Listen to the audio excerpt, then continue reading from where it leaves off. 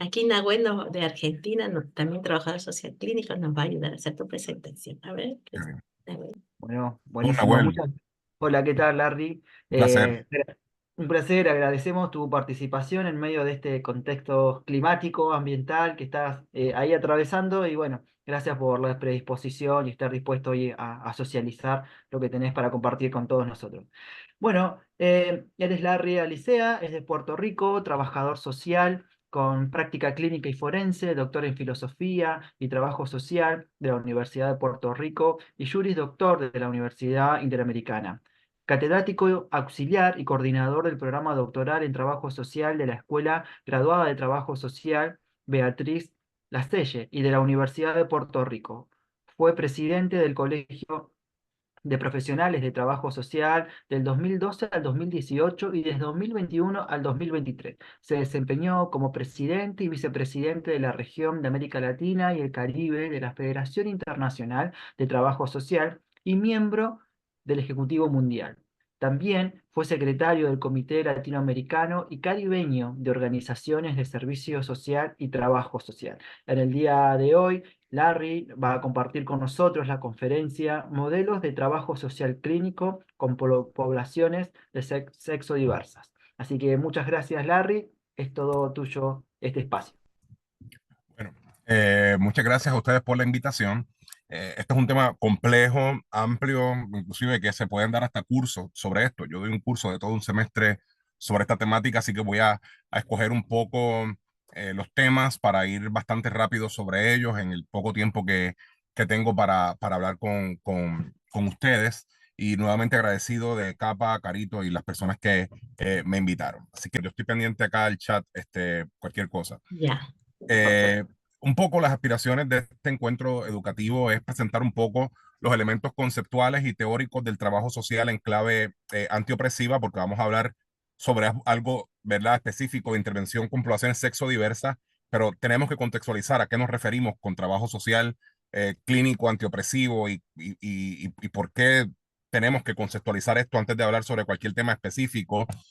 Así que para mí es bien importante un poco problematizar el trabajo social clínico desde esas aspiraciones antiopresivas, luego ir a los sexo diversos fuera del binario, cuando analizamos la sexodiversidad desde espacios no binarios y teorías críticas, y luego entonces ir a la intervención antiopresiva con sexodiversidades, identificar esos modelos antiopresivos para la práctica clínica con estas poblaciones. Así que para mí, de verdad, espero que podamos completar eso en el tiempo que tenemos disponible. Así que cuando hablamos de práctica antiopresiva, hablamos una práctica que aunque pueda trabajar con la salud mental, es una práctica, se me acaba de ir la computadora, vamos a ver. Okay, aunque tenga que ver con la salud mental, es una práctica que se enfoca en los sistemas sociales, en el poder que tienen ciertos grupos, que busca condiciones sociales de justicia, justicia social, eliminar la opresión, que trabaja las causas de los problemas sociales y su impacto en la vida de las personas a través de movimientos por la justicia social, buscando la transformación, enfocándose en los factores políticos, económicos y culturales.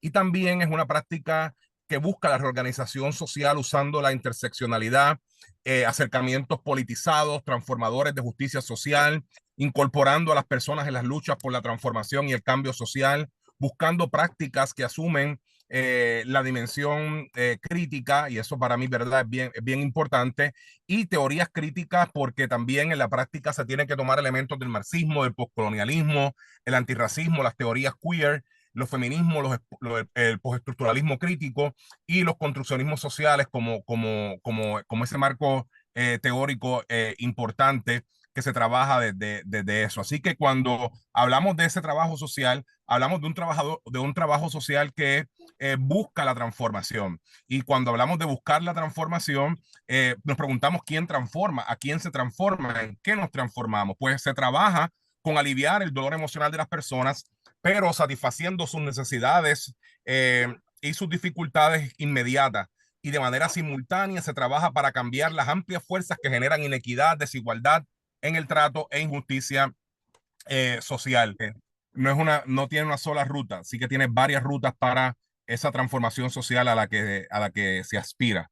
Entonces, hay varias estrategias que se usan en este trabajo social centrado en la justicia social, donde hay un compromiso con el trato justo, con la equidad, con la justicia social, donde se usan acercamientos flexibles y pragmáticos para abordar los problemas que impactan o que tienen que ver con la opresión.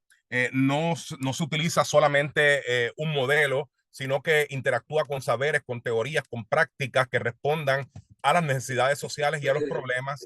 Busca también un análisis desde múltiples niveles, sea micro, meso, macro, con actividades políticas, prácticas, culturas, sistema político. Es una práctica que se aleja de la neutralidad y de la caridad para hacer una práctica que se considera un proceso político. En la terapia se enseña a lidiar con los sistemas de opresión. En la terapia usted no cambia los sistemas de opresión, cambia cómo la persona los enfrenta, cómo la persona se afirma a pesar de esos sistemas de opresión que le atormentan, que le aquejan. Es un trabajo social que es político y que busca afirmar las identidades de las personas participando en los asuntos que les afectan. Así que en ese proceso, y hay unas cosas que voy a ir rápido, pero yo voy a enviarle luego la presentación a Carito para que la comparta con las personas que participaron. Hay unos procesos de reflexión crítica y análisis social continuo que se dan en estas prácticas. Cuando hablamos de reflexión crítica, no es revisar el conocimiento y trabajo del pasado, sino que es revisar esas suposiciones, sesgos que traemos, analizar el contexto social, las fuerzas que ponen barreras al éxito de las intervenciones. Implica estar atentos a los ambientes sociales, culturales y políticos y a las políticas sociales y públicas de esos contextos en el lugar donde ocurren. Así que hay que contextualizar para entonces autorreflexionar y desarrollar y refinar teoría, conocimiento y práctica, construyendo resistencia individual y resistencia colectiva. Es una perspectiva contrahegemónica porque es antipatriarcal, es anticapitalista, tiene un giro de colonial, es afirmativa de lo diverso, incluyendo la sexodiversidad. Y exige una reflexión crítica donde nosotros analizamos y construimos resistencia a las prácticas y a las políticas organizacionales, identificamos y retamos el Estado, la violencia, la opresión social, la opresión institucionalizada y promovemos la autonomía profesional de los discursos y prácticas institucionales. Así que en esta práctica clínica se busca que haya una relación profesional centrada en la participación de las personas, donde hacemos una alianza tratando de eliminar esas apariencias asimétricas del terapeuta y la persona que recibe la terapia. Las personas tienen que aportar, las personas no solamente son víctimas, no solamente son personas sexodiversas, no solo sobreviven a la opresión, las personas tienen la mejor perspectiva de sus problemas para poder entonces contribuir a las políticas, a los programas, a los planes de evaluación, a los métodos terapéuticos. Sí que nos aliamos con las participantes para catalizar y facilitar esos procesos en el acompañamiento profesional. Y es bien importante que esa práctica también busca que haya un contrabalanceo de discursos y prácticas sociales que no toman en consideración las voces de las personas que usualmente han sido marginalizadas. Así que buscamos que haya distribución de bienes, ampliación de recursos, que se afirmen las identidades, que las personas logren participar plenamente en la sociedad, que entiendan las opresiones y las múltiples opresiones y que busquen que haya un cambio estructural. Así que a nivel epistemológico, esta práctica se va a centrar en epistemologías modernistas críticas, en un cuestionamiento de la teoría social tradicional, que lo que busca es clasificar entre lo bueno y lo malo, catalogar acciones como buenas y acciones malas, qué ideas son fuertes, cuáles no lo son, para buscar teorías que busquen radicalizar los asuntos. Los asuntos de salud mental se pueden trabajar por acciones como actividades de toma de conciencia crítica, activismo, intercesoría, terapias radicales, movilizar presión para el cambio, aspirar a una reorganización social con nuevas relaciones sociales, donde se reconozca el poder del lenguaje y cómo el lenguaje crea etiquetas en la vida de la persona. Así que la práctica tiene una base fundamental en los derechos humanos como base fundamental, reencuadrando las necesidades como derechos. Todo lo que sea una necesidad y las necesidades sociales van cambiando a medida que la sociedad avanza, se reencuadra como un derecho. Con una humildad cultural del terapeuta donde se respeta y se honra la diversidad y donde se busca la afirmación de los derechos en todas las fases y dimensiones de la práctica profesional. El trabajo social clínico está desde el inicio de la profesión, aunque el término se usa por primera vez en el 1968 y lo reconoce la National Association of Social Workers de Estados Unidos como una especialización con el apellido clínico en el 1976. Puerto Rico tiene sus primeros trabajadores y trabajadoras sociales clínicas en la década del 30 en los hospitales psiquiátricos, pero el trabajo social puertorriqueño se inicia principalmente como un trabajo social de corte comunitario. Hay una práctica clínica establecida en Puerto Rico. Los estudios dicen que esa práctica todavía no tiene una personalidad claramente definida. O sea, hay mucha dificultad, mucha de encuentro y desencuentro en qué hace un trabajador social clínico. Hay mucha formación clínica en Puerto Rico, pero el enfoque principalmente de espacios no públicos ha sido un enfoque centrado principalmente en el modelo médico, primando en los modelos cognitivos conductuales y en una perspectiva de psicopatología que yo combato con toda mi fuerza. Así que en Puerto Rico más del 70% de las profesionales ejercen en el sector del gobierno. Existe un debate sobre lo que es clínico y lo que no es clínico en términos de preparación académica. Y en Puerto Rico, los terapeutas, incluyendo los trabajadores sociales, pueden facturar a los planes médicos el servicio de terapia. Así que hay muchos debates en Puerto Rico, sobre todo en cómo la terapia que se factura a los planes médicos es controlada por los planes médicos, controlan que tienes que dar un diagnóstico, controlan que tienes que tener cierto número de terapias, controlan el tiempo en el cual puedes dar la terapia, entre otras cosas, ¿verdad? Así que ¿cuál es la práctica que nosotros debemos aspirar desde ese trabajo social a la cual aspiramos? Pues mire, una práctica liberadora que use la educación popular reemplazando lo que se conoce como la psicoeducación o socioeducación, sino que sean usar y traer la educación popular a la terapia, que se combata el neoliberalismo y las ideas de individualismo y resiliencia, que se cuestione los discursos dominantes clásicos de la terapia del psicoanálisis, el apego, las teorías relacionales que están enfocadas en cambiar la realidad intersubjetiva y la cognitiva conductual, que se enfoca en la persona y el autocontrol.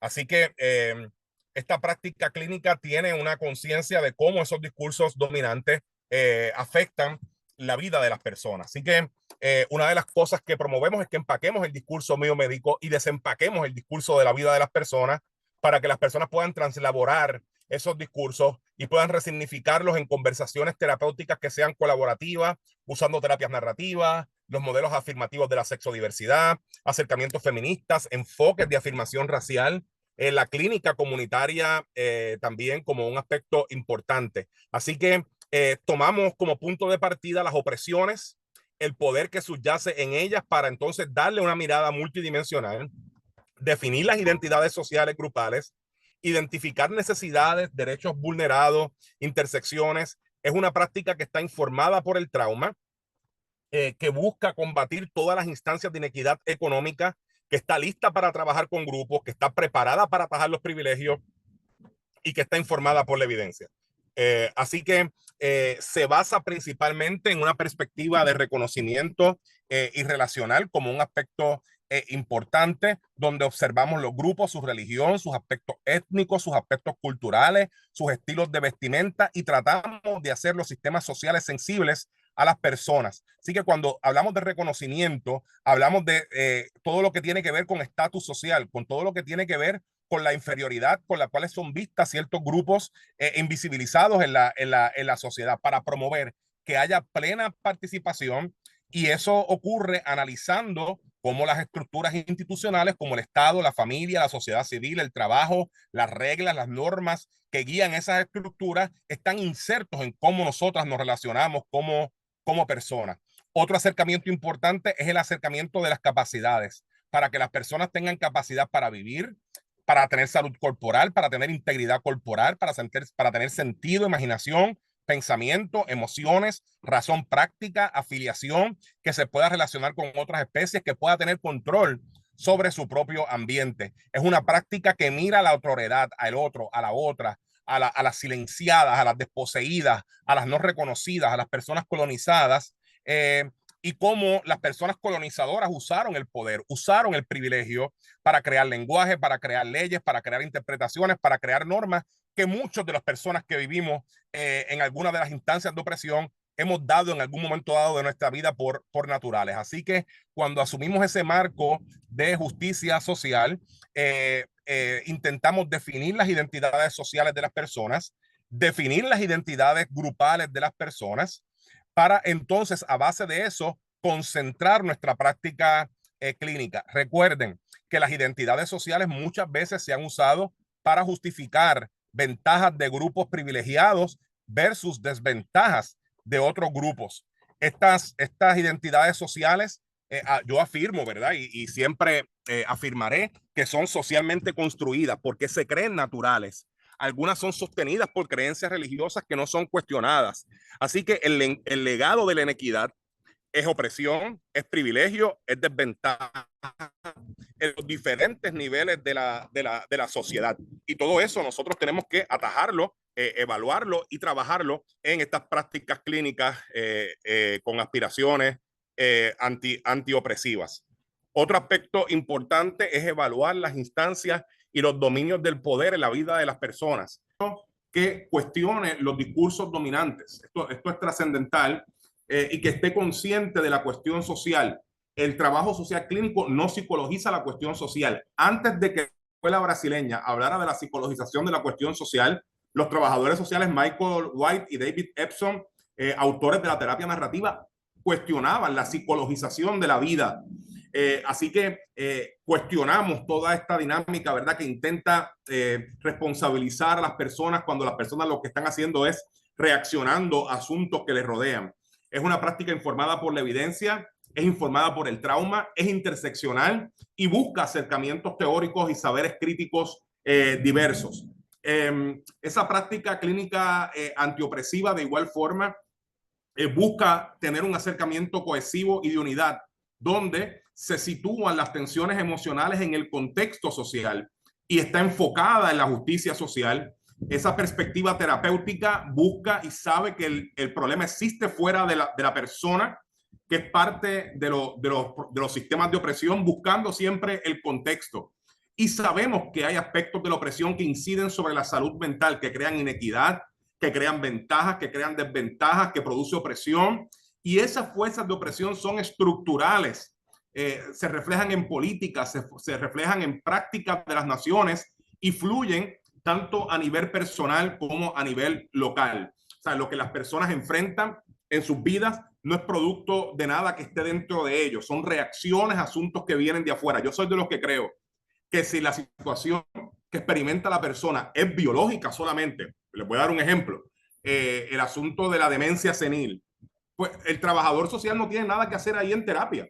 Ahí puede hacer cualquier trabajo ayudando a la familia a adaptarse a esta situación que enfrenta la persona, trabajando con los aspectos sociales que inciden sobre el tratamiento físico o biológico. Pero si el asunto es meramente neurológico y biológico, el trabajo social no tiene nada que hacer ahí en terapia. Ahí podemos dar apoyo social a la familia, pero a nivel terapéutico tengo yo mis cuestionamientos. Si la dimensión de la terapia no está asociada a un asunto social, la pregunta que yo hago es ¿qué hacemos ahí cuando nuestra profesión es trabajo social? O sea, ese debate lo dejo ahí puesto para tal vez con una copita de vino. El acercamiento sociológico entonces se va a enfocar en el impacto de las circunstancias sociales en la salud mental y en la enfermedad mental, mirando los momentos de vida, las condiciones sociales, los roles sociales, las estructuras sociales, los sistemas culturales y todas estas perspectivas que asumen que individuos diferentes en las mismas circunstancias de vida tienen niveles similares de salud mental y enfermedad. Una sociedad que promueve la equidad y las sociedades con mayores grados de equidad son sociedades con menores grados y niveles de salud mental. Otro aspecto importante son las influencias sociales. Todas las influencias sociales van a impactar, van a influir sobre los eventos de vida estresantes que enfrentan las personas. Y aquí hay una lista pequeña, pero puede ser mucho más grande: el divorcio, la pérdida del trabajo, la guerra, los diagnósticos de enfermedades físicas, accidentes. Nada de eso está dentro de las personas. Son eventos que vienen de fuera de la vida de las personas. Así que vivir en ambientes sociales con altos niveles de empobrecimiento, la inestabilidad en los vecindarios, la criminalidad, la vivienda inadecuada, las condiciones económicas de impuestos, los roles impuestos, las relaciones, padres y madres o familias que no respetan la individualidad de los miembros de su familia, condiciones opresivas de trabajo, estresores familiares, todo esto son factores que están asociados a la salud mental. Así que desde lo social vamos a estudiar cómo esas condiciones sociales afectan los niveles de salud mental y vamos a trabajar con las personas para que estén conscientes de esas condiciones sociales, saquen cualquier elemento de culpa, de cosas que esas personas no tienen nada que ver, para entonces entrar a trabajar desde una perspectiva de cuestionamiento de todos esos elementos sociales que son opresores. Así que todo lo que tiene que ver con género, con edad, con educación, con orientación sexual, con color de piel, con clase social, con aspectos de inequidad, etnicidad, todo eso es parte de ese acercamiento que hace el trabajo social. Hay un autor que me gusta mucho que se llama Horwitz, que dice que el acercamiento sociológico comparte la idea de que la salud mental y la enfermedad mental no son cualidades de los individuos, sino que son aspectos que están enraizados en varios aspectos de las circunstancias sociales. Y aquí entramos un poco al tema de sexualidad, que es el tema que vamos a discutir, ¿verdad? Y sobre el cual me toca hablar en la tarde de hoy. La sexualidad es lo mismo que el sexo. Pues mire, el sexo significa cortar o dividir, habla de macho o hembra, de estructuras anatómicas, de actividades físicas que involucran órganos sexuales, de sentimientos eróticos. El género, más que nada, habla sobre rasgos conductuales, culturales o psicológicos que se asocian al sexo de nacimiento. Así que ahí tenemos lo que es el varón, lo que es ser hembra, lo que es la identidad de género, lo que son los papeles o roles propios del género, y hablamos de la sexualidad humana como las maneras en que nosotras experimentamos y nos expresamos como seres sexuales. El conocimiento de nosotras mismas como mujeres o hombres, o como lo que nos construyamos. La capacidad para experiencias y respuestas eróticas. La sexualidad es una parte de la sexualidad, no es todo. No siempre incluye placer. Hay cosas relacionadas a la sexualidad como la agresión sexual que no incluye el placer. Todos los roles asociados al género, todos los factores que cuando hablamos de sexualidad entran, como los tabúes, como los miedos, como los prejuicios, como la hipocresía, como la sexualidad humana tiene también un componente fisiológico, lo que es el esquema de lo que es ser un hombre genético y lo que es ser una mujer, las gónadas sexuales, las hormonas sexuales, la anatomía sexual, la fisiología del placer, el cerebro sexuado. Todos esos son cosas que tienen que ver con la sexualidad y que la sexualidad impacta nuestros pensamientos. O sea, cómo nosotros pensamos está bastante asociado a el sexo de nacimiento. Así que nos vamos a conocer diferente, vamos a sentir diferente, vamos a actuar diferente. Las fantasías, la forma de reaccionar está sexualmente determinada, y la sexualidad como una construcción social también va a tener mucho que ver con eso. Así que la sexualidad humana también tiene que ver con nuestros deseos sexuales, con nuestra atracción, con cómo nos enamoramos de personas. Usted puede sentir atracción sexual sin sentir enamoramiento. Tiene que ver con afectos sociales, con apego y amistad. Tiene que ver con estabilidad emocional y el bienestar psicológico y social, e impacta el comportamiento social de la vida de las personas. Todo esto está basado, ¿verdad?, en investigación sobre la sexualidad. El postestructuralismo es uno de los componentes teóricos, las escuelas teóricas que me gusta más para poder entender la sexualidad, porque el postestructuralismo se enfoca en las redes y en las intersecciones de poder y cómo las personas se constituyen sujetos y les son dadas identidades unitarias, el ser hombre, el ser mujer, lo que es ser gay. Para todo eso existe una identidad unitaria establecida por los sistemas tradicionales de pensamiento. Que están determinados por personas que están en el poder. Pues, ¿qué busca el postestructuralismo con la sexualidad? De construir, que podamos analizar cómo se construye la sexualidad de las personas, cuáles son los íconos simbólicos relacionados a la sexualidad, cuáles son los factores ideológicos sociales que organizan el discurso sobre la sexualidad, cuáles son los abordajes históricos y genealógicos que han determinado la sexualidad, las banderas de la sexualidad. Por ejemplo, el que ser mujer es ser igual a madre, que ser madre es igual a crianza. Todos son banderas relacionadas a la sexualidad, íconos simbólicos de la sexualidad y de la construcción del género de la sexualidad. Así que todos estos factores, el postestructuralismo busca deconstruirlo, busca otras alternativas para referirnos a la sexualidad, busca salir de los pares binarios, busca entender las prácticas que son las que determinan cómo comportarnos sexualmente.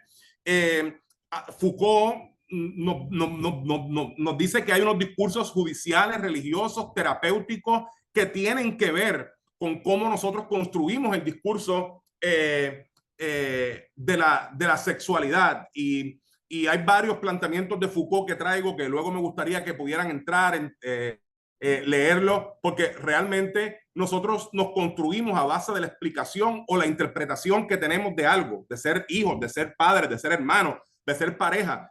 Eso es lo que él decía cuando decía que la gramática de los seres es su exégesis, no es otra cosa que nosotros nos construimos a base de lo que entendemos, de lo que nos explica, y esa explicación viene de nuestros padres, de la iglesia, del gobierno, de la televisión.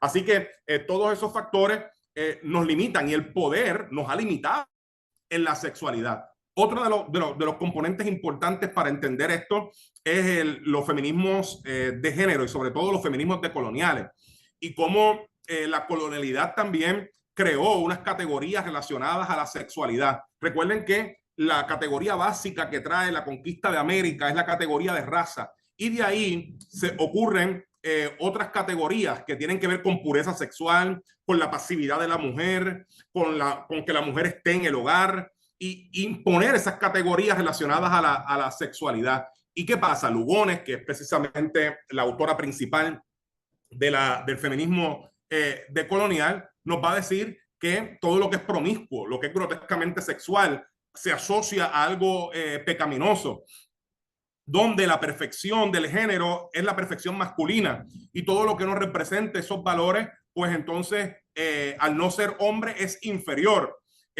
Y entonces es la cristiandad la que se convierte en ese instrumento más poderoso para generar una normatividad de género. Y me parece que cualquiera de nosotros que queramos profundizar en terapia antiopresiva, con feminista, decolonial, tiene que leerse a Lugones como un aspecto importante para esto. Así que, ¿cuál es la propuesta de Lugones? Pues una subjetividad resistente que se expresa políticamente, que es política, que está inserta en lo público, que es contestataria, que se resiste, que niega la legitimidad, la autoridad, la voz, el sentido, la visibilidad de la subjetividad, y a eso se resiste desde Lugones.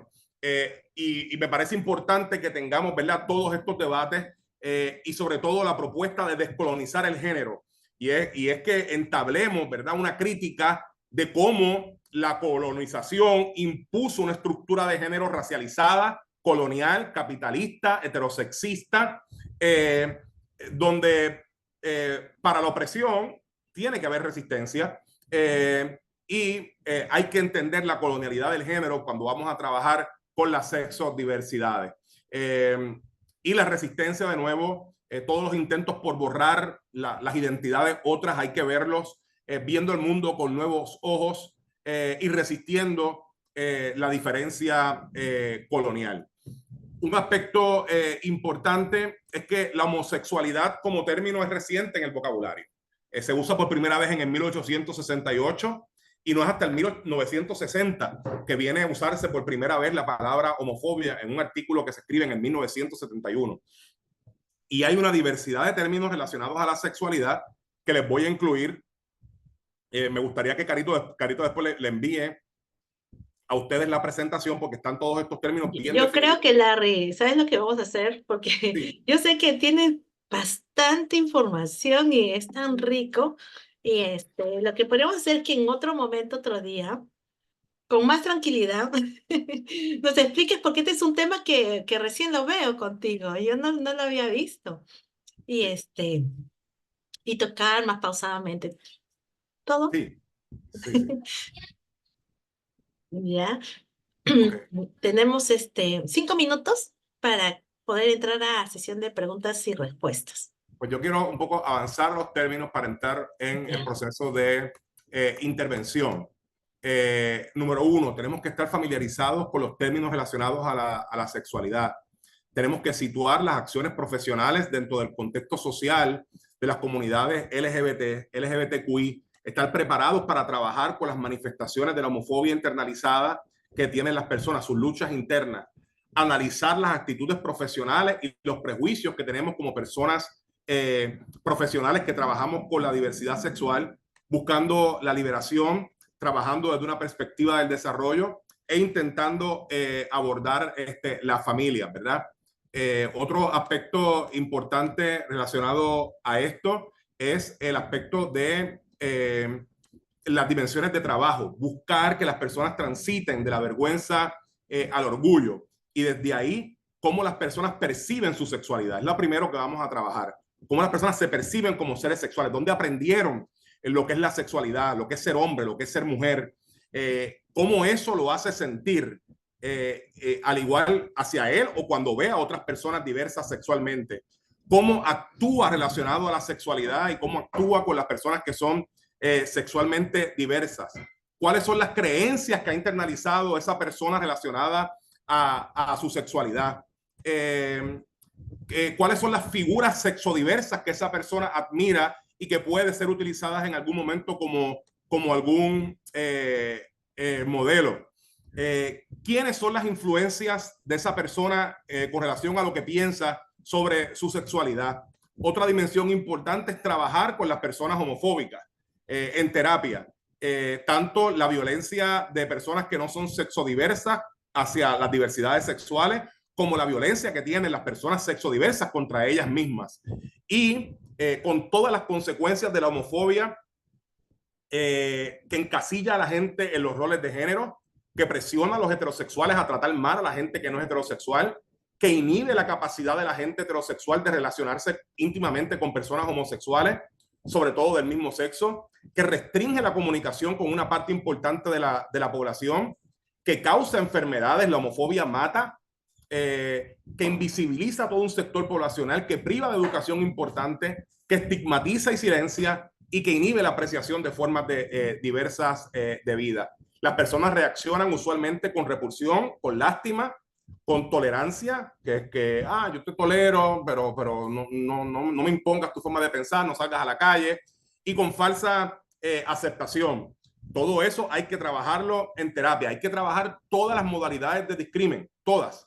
El discrimen en el empleo, la imposibilidad de ocupar cargos públicos, que no se admitan en el ejército, que discriminen contra las familias, que discriminen en la vivienda, en las cárceles.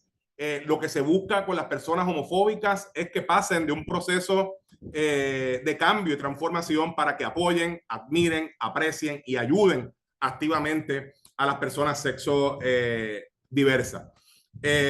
Un aspecto importante de la intervención es que las personas tomen conciencia de las dinámicas de poder que operan en su contexto vital, que desarrollen habilidades y la capacidad necesaria para lograr el control sobre su vida, que ejerciten el control sin infringir derechos de otras personas y que apoyen el empoderamiento de otras personas de la comunidad LGBTQI+. En lo personal hay que trabajar con las personas sexodiversas con todos los aspectos de estigma que tiene que ver con aspectos físicos, con aspectos de carácter, de que una persona sexodiversa es una persona débil, vulnerable, con todos los aspectos sociales que tienen que ver en cómo la institución y la sociedad hace sentir a estas personas. Un aspecto importante es el trabajo con todo lo que la persona piensa, con las creencias prejuiciadas, darle información a las personas, trabajar con las emociones de las personas, con el sentimiento de ser diferente, con la negatividad hacia sí mismo, con el temor que experimentan al rechazo, conectar con nuevas personas que los revinculen emocionalmente y conectar con grupos que promuevan su aceptación y celebración de la diversidad. Un aspecto importante es conectar el trabajo personal con el trabajo conductual. Muchas de estas personas están viviendo dobles vidas y lo ideal es acompañarlo por pasos, por ejemplo, que se lo diga a un hermano, a una hermana o a un amigo, que lo revele en el trabajo y hasta que la persona pueda, por ejemplo, una mujer lesbiana que está en un matrimonio heterosexual pueda sincerarse con su esposo. Esos pasos pueden darse con acompañamiento terapéutico. Eso implica trabajar con las barreras personales, comunitarias, religiosas, institucionales, desarrollando identidades contestatarias donde la persona se acepta, se celebra, está orgullosa, enfrenta la homofobia, visibiliza lo que se ha hecho invisible, trastoca el orden social y tiene el apoyo de grupos comunitarios, de grupos de ayuda, de organizaciones de activismo, de política, etcétera. Otro aspecto importante es el aspecto de desarrollar rituales de vida donde la persona se sienta segura, tenga acceso a actividades de desarrollo personal, tenga acceso a programas comunitarios sensibles a la sexodiversidad, pueda desarrollar actividades familiares, ya sea con su familia biológica o con una familia escogida, pueda ejercer actividades personales y pueda desarrollar su espiritualidad. Hay que trabajar con los derechos, todos los derechos que tengan que ver con las personas LGBTQI. Hay que trabajar con los padres y las familias de estas personas. Muchos padres sienten que ellos fallaron en algo, cuando no, sus hijos son perfectos, no hay ninguna falla, no hay nada dañado. Pero hay que trabajar con esos sentimientos de fracaso en la crianza, en la frustración, los duelos, porque los padres esperan que sus hijos sean heterosexuales, la ambigüedad en la crianza, la duda, la incredulidad, los miedos, las vergüenzas, todas estas cosas con las actitudes que desarrollan hacia sus hijos, que pueden ser de desesperación, de negar que eso es una orientación sexual, casi todos piensan que es una fase, rechazarlos, aceptarlos resignadamente, o sea, nunca hay una aceptación plena, hasta que puedan desarrollar la aceptación actuante, donde son aliados con sus hijos e hijas.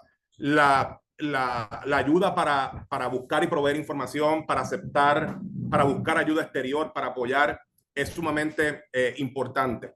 El modelo más desarrollado es el modelo de terapia afirmativa, que busca que la persona pase de la vergüenza al orgullo, que la persona entienda la realidad histórica en la cual se ha criado, y que la persona pueda salir, ¿verdad? Vivir y sincerarse con su familia, con sus amigos, con su comunidad, que pueda entender todos los problemas que vienen como resultado de la discriminación y la exclusión, que entienda los asuntos de pareja del mismo sexo, de la crianza por parejas del mismo sexo, y de una forma importante explorar el trauma. Hay mucho trauma en la vida de las personas sexodiversas, que pueda entender el contexto, que pueda entender el trauma juvenil relacionado a la sexodiversidad. Hay que trabajar en terapia el abuso religioso y espiritual, que pueda apalabrar todos los mensajes restrictivos hacia la sexualidad que ocurrieron durante los procesos de socialización, que pueda identificar todas las veces que la persona cortó con aspectos de su subjetividad por culpa de los requisitos de la heteronormatividad, la cultura y la homofobia, que pueda reflexionar en terapia sobre todas las veces que se pretendió, se fingió, se performió que todo estaba bien, que pueda hablar sobre cómo la persona se convirtió en un maestro de la pretensión, y usar diferentes técnicas de exploración discursiva para que la persona elabore múltiples entendimientos sobre estos temas, situando su experiencia en el contexto social en el cual sirven. Así que otro aspecto importante es hacer preguntas. ¿Cómo tú aprendiste esto? ¿Quiénes fueron tus maestros sobre eso? ¿Cómo se ponían en vigor esas lecciones? ¿Qué pasaba cada vez que desobedecía? Buscar que la persona elabore una identidad más allá de los binarios, y buscar la sanación de la sexualidad. Se nos ha enseñado una sexualidad heterosexual que no hacía sentido con nuestra identidad fuera de lo heterosexual. Así que se nos enseñó el sexo heterosexual, que el sexo ocurre en el matrimonio, que las relaciones son monógamas, que el sexo tiene propósitos de recreación, no tiene propósitos de recreación, que el sexo no se puede comercializar, que ocurre en parejas y relaciones, que debe ser entre miembros de una misma generación, que debe ser en privado, que no se use la pornografía y todo lo demás que es pecaminoso, es perverso, es antinatural. Y finalmente, ¿qué buscamos? ¿Qué se busca en la terapia? Que la persona se afirme, que construya su sexualidad como quiere y desea, libre de presiones. Se busca que la persona integre esa construcción nueva de sexualidad que la persona desea, es producto de una nueva historia que se integra a su subjetividad y que convive en armonía con todos los factores que la configuran. Se busca que la persona esté consciente. Yo vivo en un mundo adverso que no fue diseñado para mi sexualidad. Mi afirmación es una decisión personal que se torna política y que puede incomodar. Me afirmo sabiendo que es un acto de resistencia y apropiación de los espacios. Estoy pendiente de los mensajes externos que intentan menoscabarme y me protejo de ambientes tóxicos. La persona se deconstruye las veces que sea necesario. A medida que avanzo en la vida, mis proyectos, mis sueños, mis aspiraciones y las formas en que construyo mis identidades pueden cambiar. Estoy listo cuando tenga que hacer cambios. Cambiar es parte de crecer. El cambio es inevitable. La persona crea espacios y tribus de seguridad y acompañamiento. Quienes me rechacen y no me acepten se perderán de las cosas maravillosas que haré y de mi presencia en sus vidas. Yo escogeré mi familia, yo escogeré mis amigos, yo escogeré mis confidentes, yo tendré lugares donde acudir cuando me sienta triste, en soledad, en confusión. Podré expresarme en esos lugares y con esas personas sin la preocupación de sentir que me juzgan. La persona es solidaria. Puedo conectar con otras sexodiversidades y personas fuera de lo que he construido para mí. Puedo entender y celebrar sus historias aunque no se parezcan a las mías. La persona reclama, defiende y procura expandir sus derechos y los derechos de la autoridad. Yo soy persona y poseo derechos por el mero hecho de ser persona. Necesito alimento, vivienda, educación, trabajo, salud y servicios sociales y tengo derecho a participar de la vida política y comunitaria sin restricciones y a incidir en cualquier asunto que me afecte a mí y a mis intereses. Y finalmente, la persona crea comunidad. Me uno a otros, a otras, tengo propósito, soy parte de una comunidad y hago comunidad. Y esos son las aspiraciones, lo que uno quiere ver al final del proceso terapéutico junto con la persona.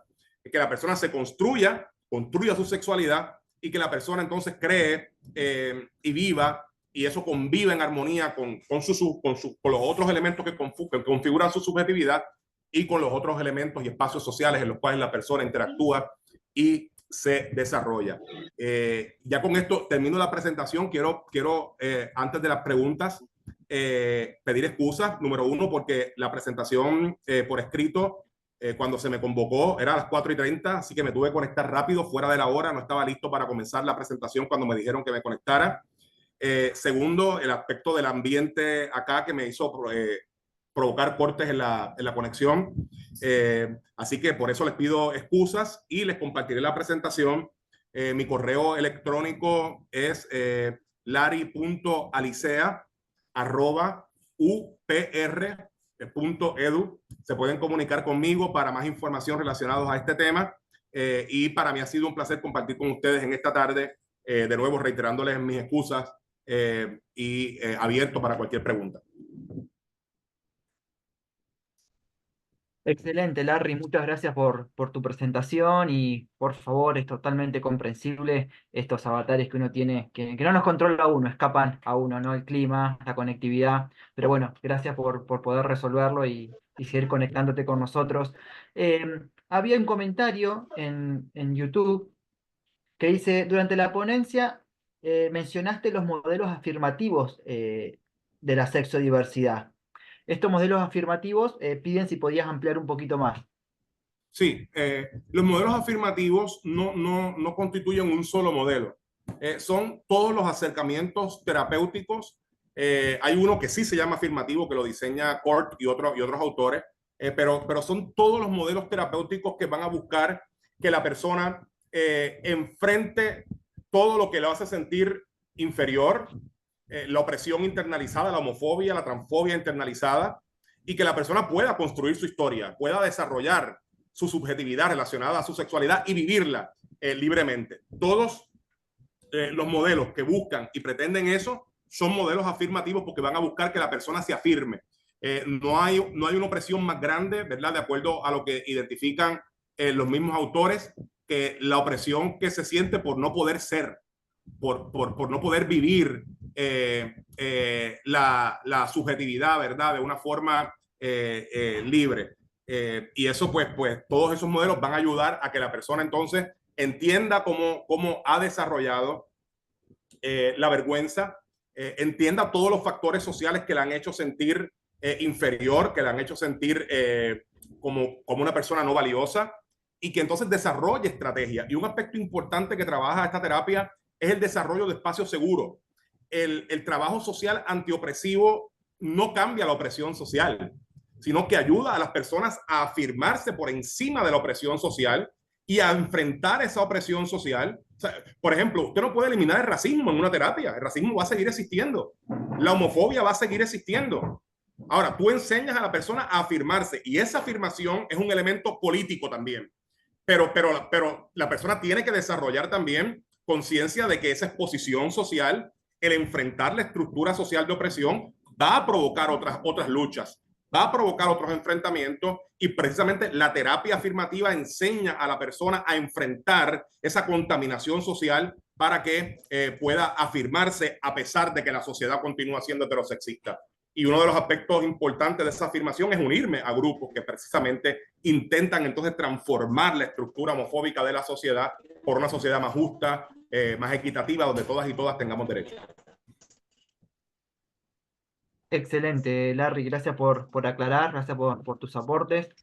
La verdad que no hay más preguntas, hay simplemente comentarios de felicitaciones. Siempre es un placer escucharte, dice Darío González. Por aquí, por acá, por el chat de Zoom tampoco. No sé si vos tenés alguno, Caro. Creo que les acabo de compartir la presentación por el chat. Sí, gracias, Larry. Realmente, como hay siempre. bastante información. Si alguno de ustedes quiere ampliar en alguna de la literatura que está citada, me escribe. Estoy escribiendo acá también el correo electrónico. Lo pueden escribir en confianza. No sé, y de ahí yo puedo colaborar e inclusive hacerles partícipe de proyectos en los cuales estoy trabajando relacionado a este tema. Qué bueno, Larry, nos hubiese gustado. Discúlpanos porque realmente hemos estado full con bastante programación, ¿no? De varios ponentes. Al final hicimos un cambio de 1 hora por cada uno. Entonces, ahí ha sido algo logístico que no pudimos coordinar bien. También te pido disculpas por eso. Pero sí, tú sabes que CAPA está abierto para ti. Tú eres parte tú eres acá de la casa, así que vas a estar otro momento en CAPA para poder seguir tocando el tema de género. Hemos tenido exposiciones el día de ayer relativo a este tema, ¿no? Con una colega de Tailandia y otra de Filipinas, que sería excelente, me encantaría que los tres pudieran estar en algún momento juntos, los tres, y dar su aspecto de su punto de vista. Sí, hay bastante, tú sabes que en los países latinoamericanos hay más, como que, más recelo, ¿no? Con esto del enfoque de género. En mi país, al menos en Perú, la ley que tenemos es referido a básicamente violencia contra la mujer. No hay violencia de género, por ejemplo. O hay ministerio de la mujer, ¿no? No es, o de las personas, del desarrollo humano, algo así, pero como que todavía no hay esa apertura, ¿no? De esa concepción que ya se ve a nivel internacional, ¿no? Estos temas. Y quería saber cuál sería el rol del trabajador social ante este tema, ¿no? Nosotros como trabajadores sociales, Mira, ¿cómo podríamos manejar, trabajar estos temas? aún en sociedades un poco más abiertas, yo tengo que hablar que Puerto Rico, tal vez producto de que somos colonia de Estados Unidos, pues Puerto Rico es una colonia de Estados Unidos, un territorio de Estados Unidos, pues tal vez el tema se habla, pero hay homofobia en Estados Unidos, hay transfobia en Estados Unidos y hay homofobia en Puerto Rico. Eso que tú estás trayendo también es parte de la cultura latinoamericana y es parte de la gramática social que impone la colonización. Por eso yo digo que leer a María Lugones y la colonialidad del género es trascendental para entender estas situaciones. Pero a todas las personas que me están escuchando, nosotras somos trabajadoras sociales. Y el trabajo social es una profesión ideológica que cree en la justicia social, que cree en los derechos humanos, que cree en la autonomía de las personas, en la libertad de las personas y los pueblos. Y todo eso está en la ideología propia del trabajo social. Si usted estudia trabajo social y no puede comprometerse con trabajar estos temas desde la profesión, usted está fuera de profesión. Y esto porque nosotros no podemos aportar, el trabajo social no tiene poderes mágicos para cambiar las sociedades, Esto de que somos agentes de cambio, yo tengo mis issues con eso. Nosotros no podemos cambiar nada. El trabajo social acompaña los movimientos de cambio social, acompaña a las comunidades, acompaña a los grupos sociales, pero el trabajo social por sí solo, en una intervención, no puede cambiar la sociedad. Y tenemos que eliminarnos esas pretensiones de heroína y de héroes que tenemos desde el trabajo social. Lo que sí hacemos desde el trabajo social es acompañar estos movimientos, ser solidario con estos movimientos y no reproducir la contaminación social en nuestras intervenciones. Si usted no puede hacer eso, aunque usted tenga un título de trabajo social, usted pasó por el trabajo social, pero el trabajo social no pasó por usted. Y yo en eso soy, ¿verdad? Y puedo ser bastante conflictivo en esa posición. ¿Sabe? Si usted no puede ejercer el trabajo social independiente, yo vivo en Perú y Perú es un país altamente homofóbico. Ok, pero tú eres trabajador social. Aparte de peruano, eres trabajadora social y se supone que cuando entras a esta profesión trabajes con esto. Ahora bien, que nuestros sistemas educativos en trabajo social estén libres de homofobia, eso es otro problema que tenemos que discutir. Que realmente trabajemos estos temas de transfobia, homofobia en nuestra vida profesional, eso es otra cosa que tenemos que discutir. Y a mí me parece que hay mucho trabajo pendiente, pero mucho trabajo pendiente en esto y que nosotras tenemos que ubicarnos desde el trabajo social clínico para no ser homofóbicos y transfóbicos en nuestra intervención clínica y desde las otras modalidades del trabajo social para promover los cambios sociales en políticas sociales, en sensibilidad de programas que sean necesarios para atender a estas personas. Así que a mí me parece que sí, y tenemos que unirnos a los movimientos sexodiversos en sus luchas, en los diferentes movimientos sociales relacionados a las sexodiversidades, para acompañarlos desde la profesión a buscar los cambios estructurales que hacen falta para que las sociedades sean equitativas. Colegas, a ver si prenden sus cámaras y den su opinión, su comentario. Chicas, chicos, no tengan miedo. Pueden hablar con total libertad, a pesar que se está transmitiendo. A ver, Leslie, Pamela, Cristian, Londra. Por ahí acaba de entrar Darío, creo. ¿Dónde están? María Cecilia, Magda.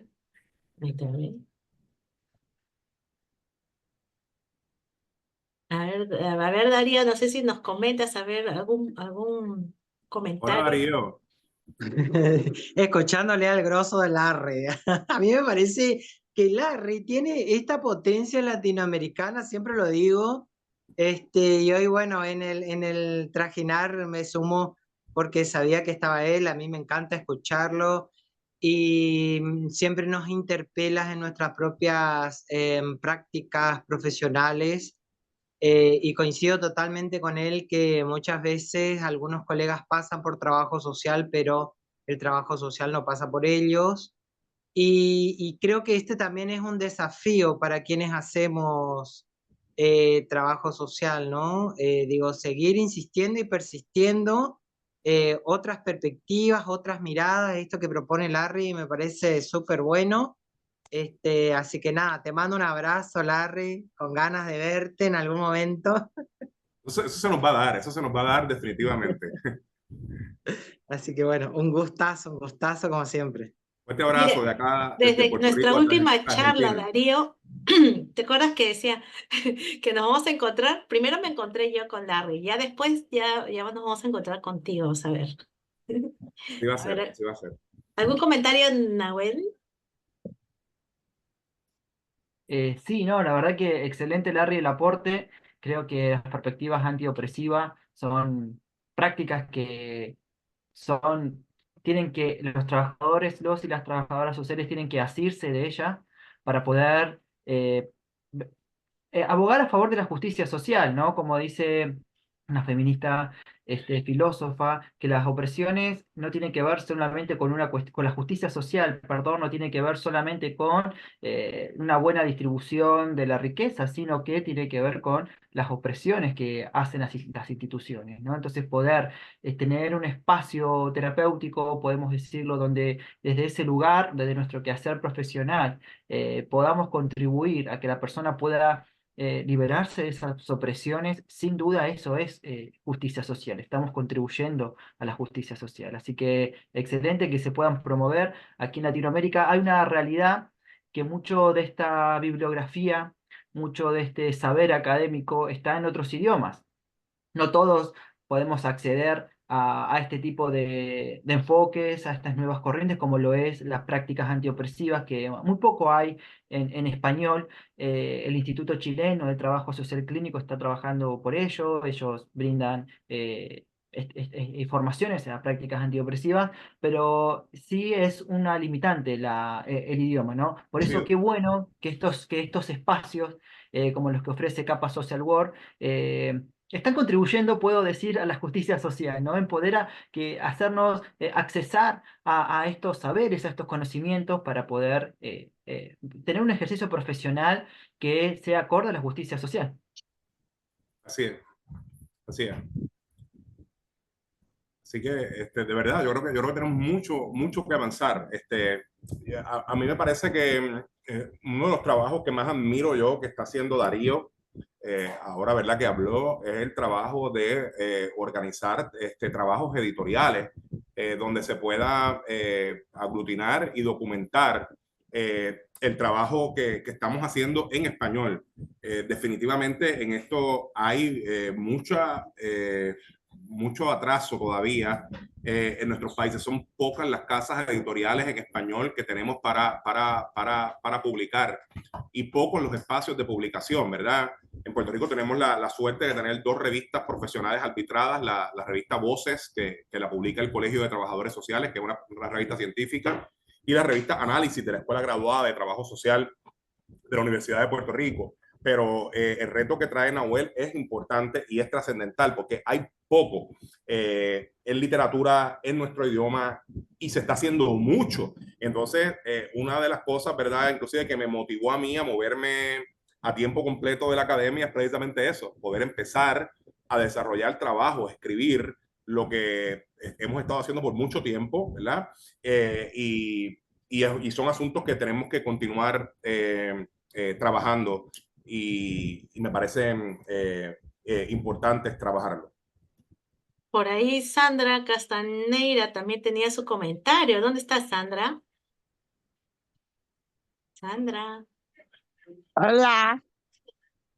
Hola Oi. Sandra, ¿cómo está No te Portugal? veo, no te veo. Ó, tô em mi móvil. El móvil no está funcionando. Móvil. Ya, no hay problema, no hay problema. Te escuchamos. Ok. Yo gostaré mucho de ponerse de Larry. Es muy bueno, gostaré mucho. Larry dice que dice verdad, tú es verdad. No hablaré muito bem espanhol, hablo portuñol, pero en la buena. Sí, No Sandra, tengo preguntas. sí, pero Sandra siempre es una de las personas que motiva a CAPA y también al trabajo social clínico, ¿no? Ahí a los exponentes a Jonathan, a Daniel, ¿no? Entonces, ahí siempre da fuerzas para el trabajo social clínico. Muchas gracias, Sandra. Bueno, tu mensaje, Larry, para todos, ¿no? Los que nos están escuchando el día de hoy, como para cerrar tu presentación. Yo creo que el trabajo social clínico por sí solo es esencial, pero no es suficiente. Y yo quiero, ¿verdad?, entender que tan importantes somos los que somos clínicos, y en mi caso también que soy forense, como los trabajadores sociales comunitarios, como los que están en las escuelas, como los que trabajan en los hospitales, pero no son clínicos, sino que trabajan con aspectos sociales relacionados a las enfermedades. Y nosotros tenemos que comenzar a promover un diálogo interdisciplinario donde entendamos la necesidad que tenemos de cada área de intervención y la urgencia también de hacer trabajos entre especialidades. Hemos estado hablando acá en Puerto Rico de salud mental comunitaria, de cómo nos podemos integrar trabajadores sociales comunitarios con trabajadores sociales clínicos para trabajar aspectos de salud mental comunitaria. Y desde combinando técnicas de lo clínico con lo comunitario. y esos diálogos tienen que comenzar a darse. Eso es parte del giro decolonial, que salgamos de las fronteras atávicas de las profesiones y de las disciplinas y las especialidades para que podamos comenzar esos diálogos interdisciplinarios y a promover realmente trabajos conjuntos que logren cambios más allá de los interpersonales, más allá de los relacionales, cambios comunitarios, cambios en las estructuras de las familias, cambios sociales, políticas sociales más justas, participativas, y yo creo que eso se puede hacer. Así que me parece que desde todas las dimensiones donde se ejerce el trabajo social, en vez de cerrar puertas, tenemos que comenzar a abrirlas y empezar a mirar al otro y a la otra y decir, hola, aquí estamos, vamos a trabajar juntos. Y me parece que eso es una buena aportación que le podemos hacer al trabajo social. Muchísimas gracias, Larry, realmente excelente tu ponencia como siempre, agradeciéndote por esta oportunidad, darte tu tiempo, ¿no? Y en el tiempo que estás ahorita, realmente qué bueno que tienes la línea, ¿no? Para poder comunicarnos. Entonces, hasta otra ocasión, Larry, muchas gracias. Gracias a ustedes y mucho Ahora, éxito. gracias.